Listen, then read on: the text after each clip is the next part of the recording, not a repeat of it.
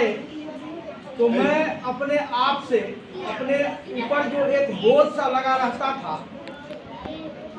टनों का, क्विंटल नहीं टनों का रहता था बोझ, उसको मैंने हल्का महसूस किया। और हमारे वकील भाई कह चुके हैं, जो प्रधानाध्यापक पद मिला था मैंने उसको अस्वीकार कर दिया।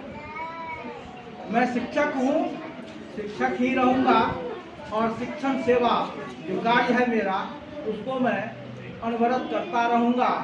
और आज मेरा विदाई समारोह है, अंतिम कार्य दिवस था, आज भी मैंने अपना इस कर्तव्य को निभाया।